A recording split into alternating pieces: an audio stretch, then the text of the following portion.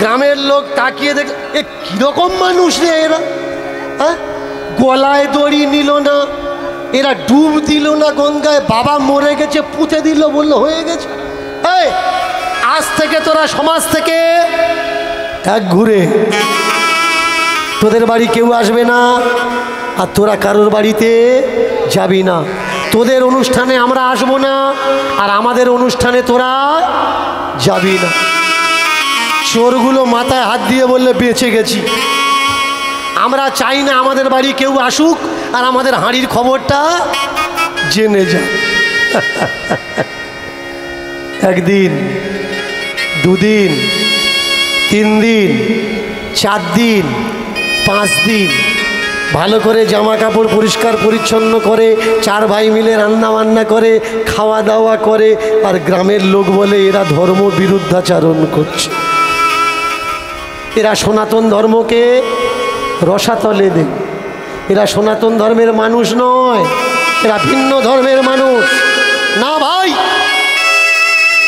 যে মানুষটা শিক্ষিত মানুষ, ও ভালো করে জানে কোনটা করা উচিত, কোনটা করা উচিত নয়। তাই যারা শিক্ষিত তারা বুদ্ধিমান। কিন্তু আমার এই সমাজের মানুষ শিক্ষিত মানুষকে কি বলে? শিক্ষিত মানুষকে বলে নাস্তিক। এরা ভক্ত নয়, ওরা নাস্তিক। মন দিয়ে শুনুন, ভক্ত যে কেউ হতে পারে, ভক্ত হওয়াটা কোনো ম্যাটার না। তোমাকে যদি কেউ বলাই দেখ ভগবান জলের উপর থেকে হেঁটে আসছে, যে ভক্ত সে বললে হতে পারে আমার ভগবান জলের উপরে হাঁটতে পারে। কিন্তু শিক্ষিত মানুষ যে, সে বলবে কি করে হাঁটতে পারে, বলে বোঝাও কি করে হাঁটছে। যে ভক্ত তাকে যদি বলে এই দেখ ভগবান বর্ষার সময় বর্ষা বন্ধ করে দিয়েছে, শীতের সময় গরম দিয়েছে, গরমের সময় ঠান্ডা দিয়েছে, ভক্ত বললে আমার ভগবান করতে পারে। কিন্তু যে নাস্তিক সে কি বলবে? বললে কি করে সম্ভব, কি করে হতে পারে, বলে বোঝাও। ভক্ত হতে গেলে কোনো এডুকেশনের দরকার হয় না, কোনো লেখাপড়ার দরকার হয় না। ভক্ত বিশ্বাস করো আর ভক্ত হয়ে যাও। কিন্তু নাস্তিক, নাস্তিক হতে গেলে লেখাপড়া করা লাগে, তবে তুমি নাস্তিক হতে পারবে, না হলে তুমি নাস্তিক হতে পারবে না। কারণ তোমাকে আগে পড়তে হবে, নিজে জানতে হবে, তারপর তুমি অন্যকে জানাতে পারবে, না হলে জানাতে পারবে না। প্রত্যেক দিন ধোয়াধুয়ি করছে, কাচাকাচি করছে। এবার গ্রামের মানুষ বললে আরে তোরা শ্রাদ্ধ করবি না, নাপতে বামন ডাকবি না, প্রামাণিক ডাকবি না, ছুঁচু দূর করবি না। বললে ছুঁচু মানে? বলে জানিস না ছুঁচু মানে? ছুঁচু মানে হচ্ছে প্রামাণিক ডাকতে হয়। ডাকার পরে ওই যে 5-এর কামান চলে যায়, 9-এর কামান চলে যায়, 21-এর কামান চলে যায়, নখ ছানতে হবে, তাই তো মা? ছুঁচু যায় কি করে? ছুঁচু কিভাবে যায়? প্রামাণিকের কাছে যেতে হবে, যাওয়ার পরে নখ ছানতে হবে, প্রামাণিক নখ ছেনে দিলে তুমি শুদ্ধি হবে, তারপরে গিয়ে তুমি স্নান করবে, তবে তোমার ছুঁচুটা যাবে, না হলে তোমার ছুঁচু যাবে না। তার মানে ছুঁচু কোথায়? ছুঁচু আঙুলের মাথায়। তো এর জন্য ছানার দরকার কি আছে? ঝাড়া মারো না। ছুঁচু যদি আঙুলের মাথায় থাকে ঝাড়া মারলে চলে যাবে, ছানার কি দরকার? এটা একটা প্রসেস মাত্র। শুধু তাই নয়, এবার আপনি ঘাট, তারপরে শ্রাদ্ধ। ঘাটের আগে কি করে? মানুষকে চান করে দিয়ে নেড়া করতে হয়, তাই তো? নেড়া না হলে শ্রাদ্ধে বসা যাবে না। বলুন তো এটা কাদের নিয়ম? আপনি বলবেন ধর্মে আছে। যারা নেড়া হয় না তারা ধার্মিক মানুষ না। কিন্তু এখন শিক্ষিত মানুষরা আর নেড়া হতে যাচ্ছে না। এবার কিছু মানুষ দোকান ঘুরিয়ে লাগাচ্ছে। তারা কি করছে? পণ্ডিতরা বলছে নেড়া হওয়া লাগবে না, টাকা ধরে দাও, নেড়া হওয়ার টাকাটা দাও, দিলে নেড়াটা আর শোনো আর ভাই, নেড়াটা আর হওয়া লাগবে। কোনো নিয়ম নেই, কোনো বাধা নিষেধ নেই, সব কিছু খেয়ে যায়। 5 দিন হয়েছে, বড় দাদা 3 ভাইকে বলছে, হ্যাঁ রে আর কতদিন খাবি বসে, বেরুবি না?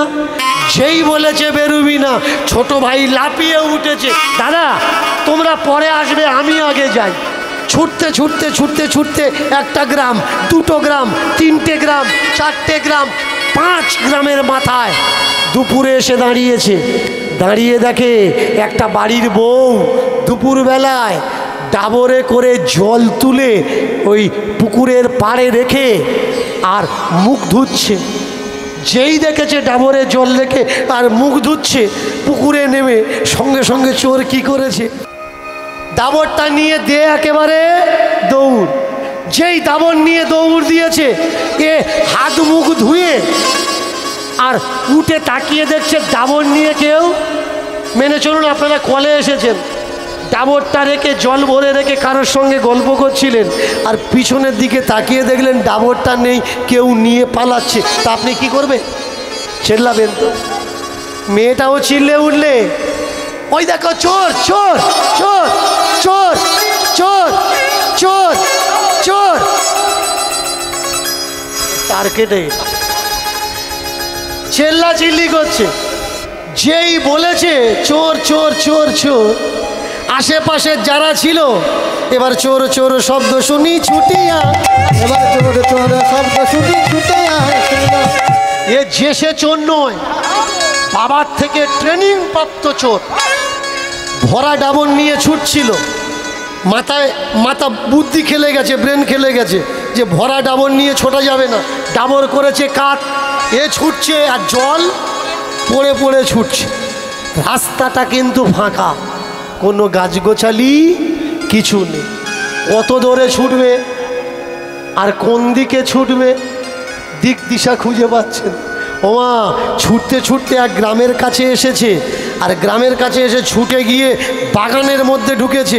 এবার বাগানে বড় বড় আল দেওয়া থাকে, পাড় দেওয়া থাকে, ঢিবি দেওয়া থাকে, দিবার দেওয়া থাকে। ওই দিবারে উঠে যেই লাফ মেরেছে, পড়বে তো পড়বে, কেউ বেলগাছের ডাল ছোট ছোট করে কেটে ওই পাশে রেখেছিল, আর লাফিয়ে পড়বে তো পড়বে বেল কাঁটার উপর একেবারে ডান পা গিয়ে, আর বড় একটা বেল কাঁটা একেবারে পার এপার থেকে ওপারে ঢুকে, এক হাতে ডাবর আর এক হাতে এক পা উঁচু করে, কারণ ফুটেছে ও বাঁচবে, আর যারা পিছনে ছুটে আসছে এরা যদি ধরে এ বাঁচবে। এবার ডাবরটা ফেলে দিয়েছে, এক হাতে পা, ওই অবস্থায় ছুটেছে। ওমা ছুটতে ছুটতে দেখে এক জায়গায় অনেক মানুষ বসে আছে, তাই লুকানোর দরকার। ছুটে গিয়ে যেই লুকিয়েছে, আওয়াজ এলো হরিব হরিব হরিব হরিব। ও সর্বনাশ, বেলকাটা পায়ে ঢুকেছে। আর বাবা মরার আগে আমরা কথা দিয়েছিলাম যেখানে কীর্তন হবে, ভাগবত হবে, গীতা পাঠ হবে, যাব না। মনে হচ্ছে এখানে ভাগবত হচ্ছে। বাবাকে কথা দিয়েছিলাম ভাগবত শুনবো না।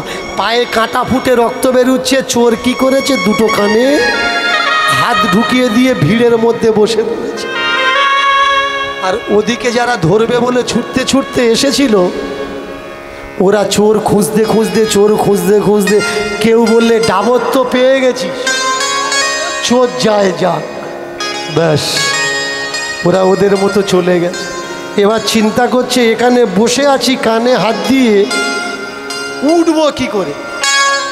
যদি উঠি আর মানুষ দেখে আমি ভাগবতের মধ্যে বসে আছি আর কানে হাত দিয়ে আছি, তাহলে প্রশ্নের জবাব আমি দিতে পারবো? এখন করি কি? আর এদিকে পা যন্ত্রণা করছে, রক্ত বেরোচ্ছে, তাহলে কাঁটা যদি বের না করি যন্ত্রণা কমবে? ওমা, দুটো কানে হাত দিয়ে এবার একটা কানে হাত রেখেছে, পা এইভাবে রেখেছে, আর বেল কাঁটা ধরে টান দিচ্ছে। চোর ডাকাতদের কিন্তু ব্যথা নেই, সত্যি বলছি, চোর ডাকাতদের কোনো ব্যথা নেই। অনেকে বলে নাকি গা কেটে ওদের গায়ে ওষুধ দেওয়া থাকে, না না, ওরা মারধর খেয়ে খেয়ে বডি এরম হয়ে যায়, মারলে ওদের আর লাগে না। এত ব্যথা ওরা সহ্য করেছে, ওদের গায়ে আর ব্যথা থাকে না। বেল কাঁটা ধরে একেবারে টেনে বের করেছে। বাবা গো, গেছি গো, মরিচি গো, বেল কাঁটা টেনে বের করছে। আর ওদিকে যিনি ভাগবত পাঠ করছেন বেদির উপরে বসে মায়েদের বলছে, মাগো শোনো, তোমাদের বলি ভগবান কে? কে ভগবান? মায়েরা জোর করে আওয়াজ করে উঠে বললে, কৃষ্ণ ভগবান। ব্রহ্ম সংহিতা, এটা আমার মুখের কথা নয়, ব্রহ্ম সংহিতার কথা।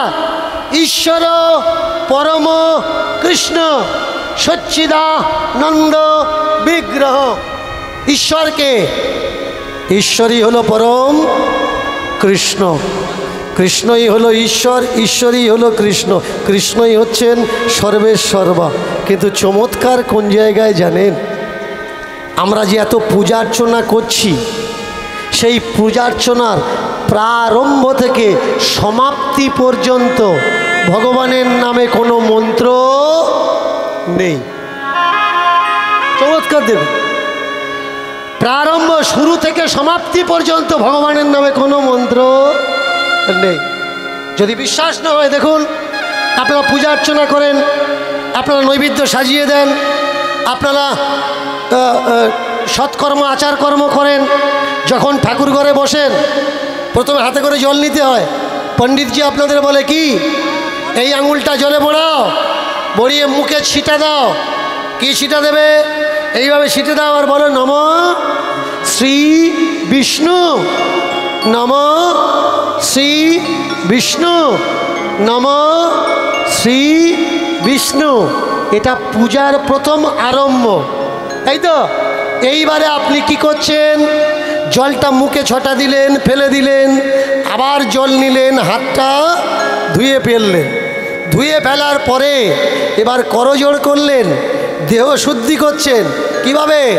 এবার বললে, বলো ওম অপবিত্র পবিত্র বা সর্ববস্থান গত পিবা যৎস্বরে পুণ্ডরীকাক্ষ ভন্তরহ শুচি পাপহং পাপ কর্মহং পাপ আত্মা পাপ সম্ভব ত্রাহিমাং পুণ্ডরীকাক্ষ সর্বপাপ হর হরি। তাহলে প্রথমে কি হলো? বিষ্ণু। আর দ্বিতীয়বারে কে হলো? হর হরি। কৃষ্ণ কিন্তু এখনো আসেনি। এইবার হলো কি? এইবার আপনি গঙ্গা জল শুদ্ধি করছেন। ও গঙ্গে চা যমুনাশ্চৈব গোদাবরী সরস্বতী নর্মদে সিন্ধু কাবেরী জলহস্তানি সন্নিধিং কুরু কুরুক্ষেত্রে গয়া প্রভাস চৈব পুষ্করাণি চ ধর্মাণি তীর্থানি ভবন্তি হো পূজা কালে। একবারও কিন্তু কৃষ্ণ এখনো আসেনি। এরপর আপনি ফুল শুদ্ধি করছেন। ওম পুষ্পে পুষ্পে মহা পুষ্পে সপুষ্পে সম্ভব বকীর্ণে চ হোম পাট স্বাহা। এরপরে আপনি 10 দিক বন্দনা করছেন, গুরু থেকে শক্তি দেবী পর্যন্ত। এরপর আপনি একটা সাদা ফুল নিলেন, নিয়ে সর্বাগ্রে ঋদ্ধি সিদ্ধি বুদ্ধি দাতায় বিঘ্ন নাশকারী গণপতি দেবায় ব্যয়ী নমো নমঃ। এবার শুরু হলো ইন্দ্র দেবতায় ব্যয়ী নমো নমঃ, বরুণ দেবতায় ব্যয়ী নমো নমঃ, রক্ষ যক্ষ মরুত সব নমো নমঃ। কিন্তু একবার কেউ আমরা বললাম না কৃষ্ণায় নমো নমঃ। কিন্তু রিসেন্ট এই কয়েক বছর একটা মন্ত্র যোগ করা হয়। সেটা কি? হে কৃষ্ণ করুণা সিন্ধু দীনবন্ধু জগৎপতে গোপেশ গোপিকা কান্ত রাধা কান্ত নমস্তুতে। কোনো পুরোহিত দর্পণে দেখাতে পারবেন না এ মন্ত্র আছে। এ মন্ত্র বৈষ্ণবদের তৈরি করা মন্ত্র, এক্সট্রা করে শুধু লাগানো হয়েছে। তাহলে এখন ভগবানকে, আর এই ভগবানকে আমরা চিনব কি করে যে কে ভগবান? এ বেটা তো দুটো কানে হাত দিয়ে আছে, পা যন্ত্রণা করছিল, পাটা পার ওপরে দিয়ে বেল কাঁটাটা ধরে বাবা গো মা গো করছে আর টান দিচ্ছে। আর ওদিকে ব্যাসাসনে বসে যে মহারাজ পাঠ করছিলেন মায়েদের বলছে, মায়েরা শোনো, ভগবান চিনবে কি করে, ভগবান চেনার উপায়। আমরা যে সারা জীবন ভগবান ভগবান করছি, ভগবান যদি সত্যিই কখনো আমাদের সামনে আসে আমরা চিনতে পারবো? তাই শুনে নাও কি করে ভগবান চিনবে। সব মায়েরা তাকিয়ে আছে পাঠকের মুখের দিকে। পাঠক বলছে, মন দিয়ে শোনো। আর এ বেটা তখন কাঁটা বের করছে, এক হাতে কান আর এক হাত দিয়ে টান দিয়ে কাঁটাটা বের করছে। বলে, ভগবান যত গরম হোক না কেন, যত প্রদীপের আগুন দিয়ে আরতি করো না কেন, ভগবানের কখনো ঘাম হয় না। শুনে নাও মায়েরা, ভগবান চিনবে কি করে? ভগবানের কখনো ঘাম হয় না। জানারা জানারা কীর্তনীয়দেরকে ভগবান বলে মনে করেন। আমরা তো গরম সহ্য করতে পারি না, পাখা চতুর্দিকে লাগিয়ে রেখেছি। মানে আমাদের ঘাম হয়, তার মানে কীর্তনীয়রা ভগবান। চমৎকার কোথায় রাম কথা কৃষ্ণ কথা করছি, কিন্তু পাশ থেকে হাওয়াটা চলছে, কারণ গরম আমরা সহ্য করতে পারছি না। ওই আমরা বলছি, জানো রামের কত কষ্ট ছিল, 14 বছর যখন মনে মনে ঘুরেছে। রাম কষ্ট করেছে তাই বলে আমি কষ্ট করব? আমার বেলা পাখাগুলো কিন্তু বসানো আছে, রাম কষ্ট করে। তার মানে এরা ভগবান নয়। প্রথম, ভগবানের কখনো ঘাম গায়ে ঘাম হয় না। এবার ভগবানের গলায় যে মালাটা থাকে, এটা কিসের মালা মা? ভগবানের গলায় যে মালা থাকে এটা কিসের মালা? বৈজয়ন্তীর মালা। ভগবান যত নাচুক না কেন, যত লাফালাফি করুক না কেন, ভগবানের গলার মালা কখনো দোলে না। তাহলে 1 নাম্বার কি হলো? ভগবানের গায়ে ঘাম হয় না। 2 নাম্বার, ভগবান যত লাফালাফি করুক ভগবানের গলার মালা দুলবে না। ভগবান দুলবে কিন্তু মালাটা দুলবে না। 3 নাম্বার, শেষ বার্তাটা মন দিয়ে শোনো। আলোর যেদিকে ভগবান দাঁড়াক বা সূর্যের যে দিশায় ভগবান দাঁড়াক, চন্দ্রের যে দিশায় ভগবান দাঁড়াক, ভগবানের ছায়া কখনো মাটিতে পড়ে না। কোনো ঘরের দেয়ালে, গাছের দেয়ালে, গাছের গায়ে আমরা এই দাঁড়াচ্ছি, এদিকে একটা ছায়া পড়ছে, কিন্তু এখানে যদি সত্যি ভগবান দাঁড়াতেন ভগবানের ছায়া পড়ত না। 3টে উপদেশ ভাগবত পাঠক দিলেন, আর সঙ্গে সঙ্গে কাঁটাটা টেনে বের করে আর কানে হাত ঢুকিয়ে দিয়েছে। শেষ বার্তা মন দিয়ে শোনো। জীবনে যত অপকর্ম করো, যদি কখনো মন প্রাণ দিয়ে ভাগবত আস্বাদন করো, ভাগবত আস্বাদন করলে তুমি যাই খুশি করো তোমার মুক্তি অনিবার্য। মা কাঁটাটা তাড়াতাড়ি করে টেনে বের করে ফেলে দিয়ে 2টো কানে আঙুল 2টো ঢুকিয়ে দিয়ে বসে গেছে। চুরি করেছে, ধরাও পড়েছে, ভাগবতের আসরে এসছে, বাবাকে কথা দিয়েছিল জীবনে সাধু সঙ্গ করবে না, কীর্তন শুনবে না, ভাগবত শুনবে না। আজকের ভাগবতের আসরে ঢুকেও গেছে, ভাগবত শুনেও ফেলেছে। 4টে জিনিস শুনেছে।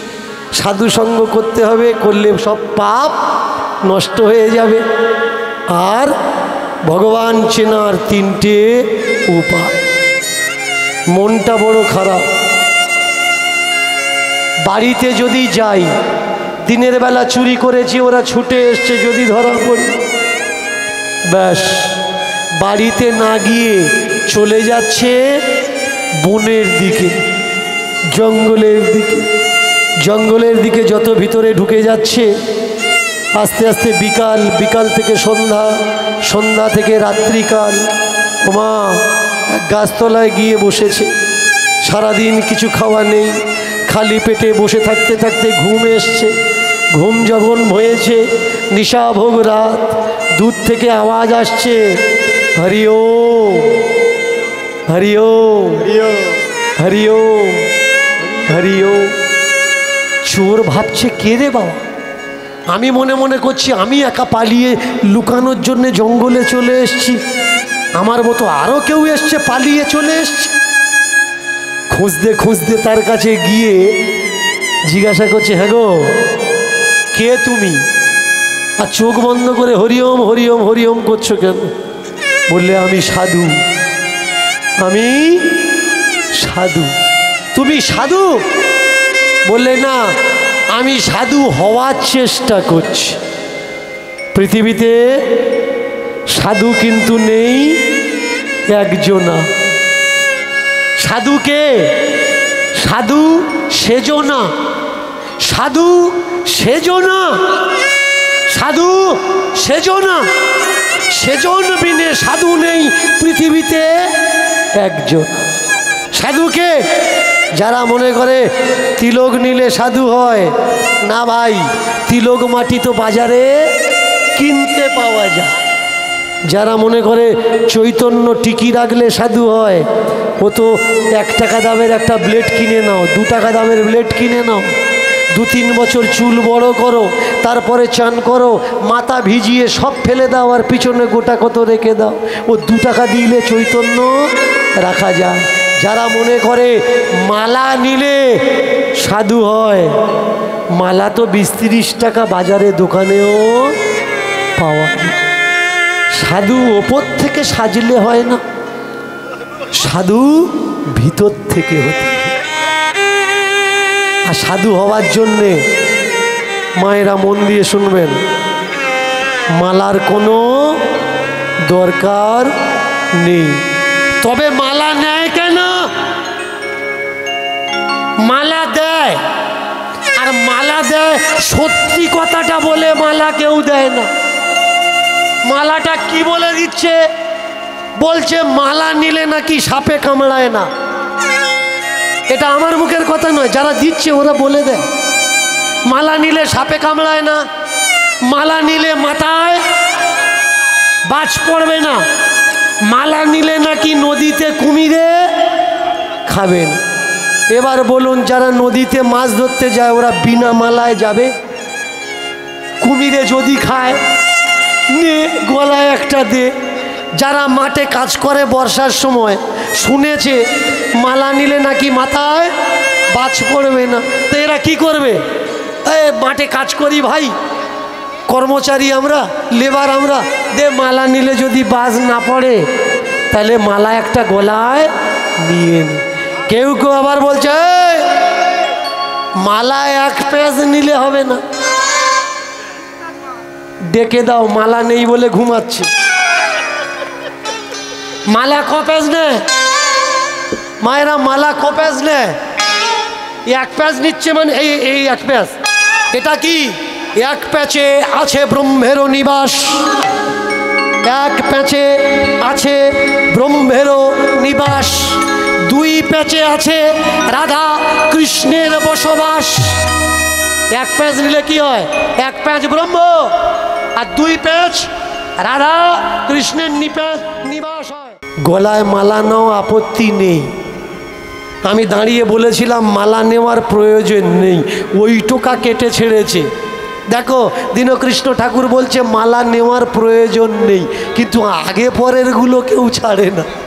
আর এর জন্যেই মানুষ কিছু গণ্ডগোলের মধ্যে পড়ে গেছে। এই ছেলেটা বলছে কি রে? এ বলে কি মালা নিতে হবে না? আমি বলছি মালা নিতে হবে না।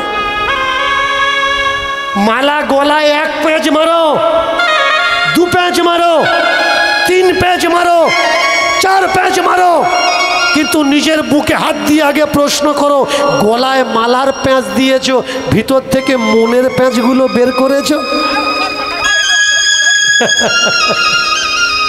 আগে মনের প্যাঁচটা বের করতে হবে ভাই। তাহলে পা থেকে মাথা পর্যন্ত তোমার প্যাঁচ, আর গলায় মালার প্যাঁচ দিয়েছো, ও কোনো কমে লাগবে না। গলায় তুলসীর মালা নেয় কেন ভালো করে শুনুন।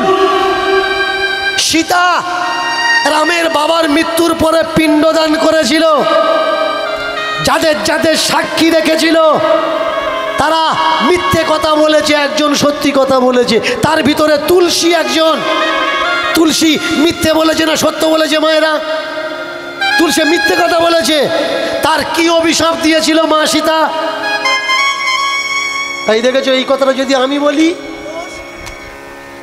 বলবে দীনকৃষ্ণ ঠাকুর দেখেছো কত বড় কথা বলল। এটা প্রবাদ। তুলসীর মাথায় কুকুরে ইয়া কেন করে? পেশাব বললি গন্ডগোল হবে, ইয়া বন্ধ থাক। এটা আমার কথা নয়। শিক্ষিত বাম্মা ছেলে মেয়েদের শেখায়, এই হাগা পেলে বলবি না হাগা পাচ্ছে, বলবি ইয়া করবো। মুত পেলে বলবি না মুতবো, বলবি শি করবো। মুত শি হয়ে গেছে, পায়খানা ইয়া হয়ে গেছে। বুঝতে পারছেন আমরা উন্নতি করতে করতে আজকের কোন জায়গায় এসে দাঁড়িয়েছি? কুকুরে কেন? মিথ্যে বলেছে তাই।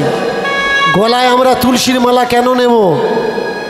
গলায় তুলসীর মালা রাখলে তুলসী আমাদের বারবার মনে করিয়ে দেবে যে দেখ আমি মিথ্যে কথা বলেছি বলে কুকুরে আমার মাথায় শুশু করছে, আর তুই আমার গলায় রেখেছিস, তুই যেন মিথ্যে কথা বলিস না, বললে তোর মাথায়। তারপরেও যদি মিথ্যে বলো বলবে, পাড়ায় দেখে নেবে কুকুরের মাত্রা বেশি আছে না কম আছে। সাধু হতে গেলে মালার কোনো নেওয়ার প্রয়োজন নেই।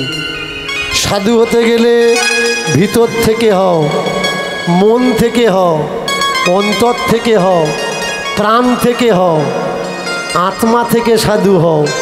মালা পরে কেউ সাধু হতে পারে না। গলায় যার যত মালা ভারী তার ভিতরে অত গণ্ডগোল। যার যত বেশি মালা ওর অত বেশি জ্বালা। খোঁজ নাও, দাদা এতগুলো মালা বৌদি আছে? বললে না না, গুরুদেবের কৃপায় ডিভোর্স হয়ে গেছে।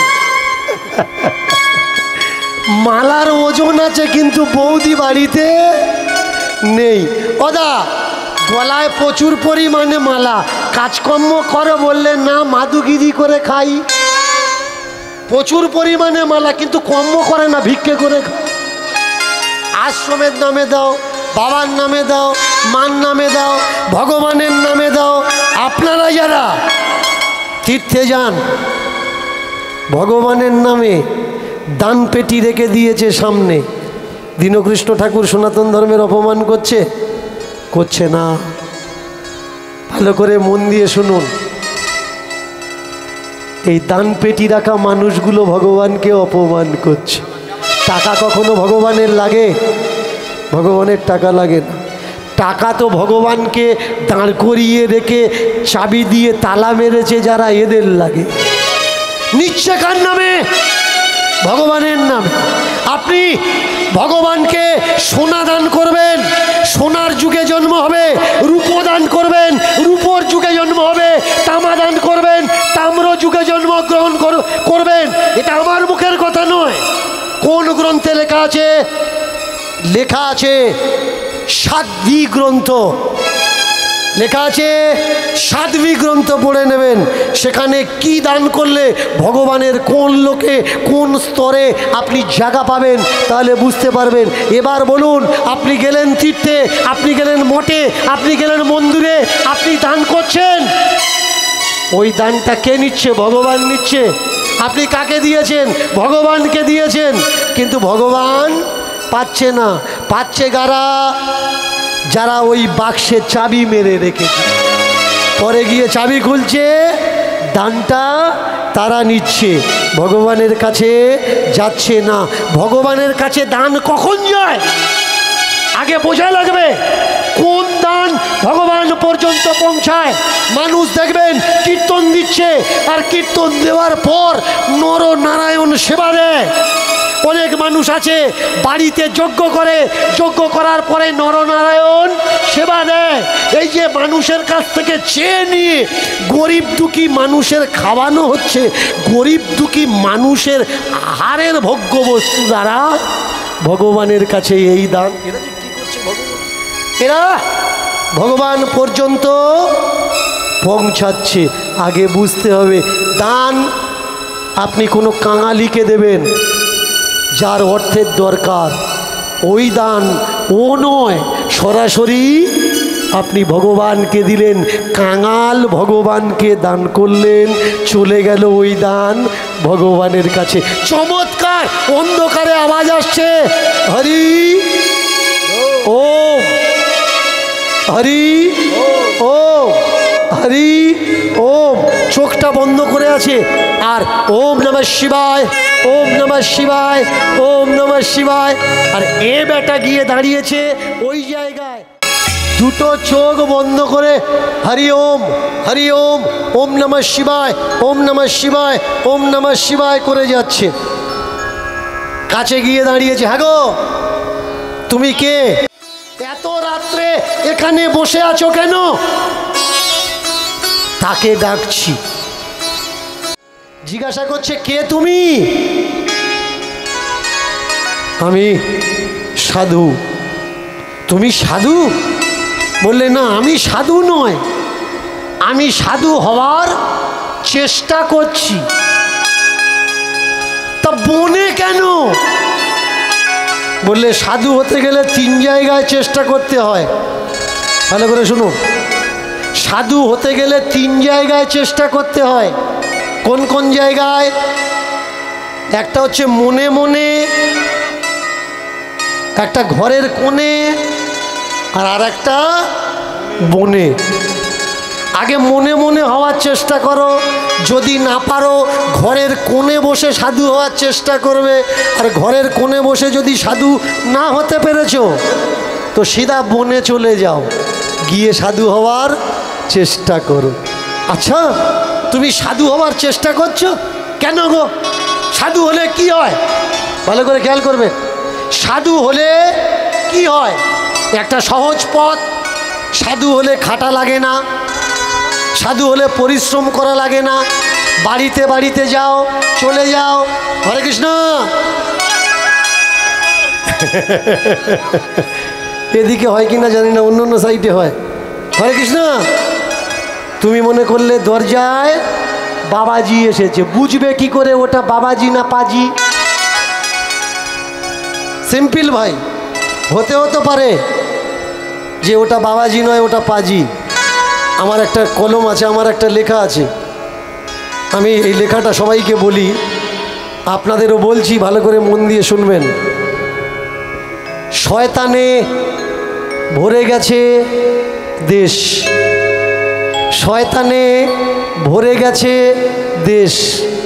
আমরা এদের চিনতে পাচ্ছি না, কারণ এরা পড়েছে সাধুর বেশ।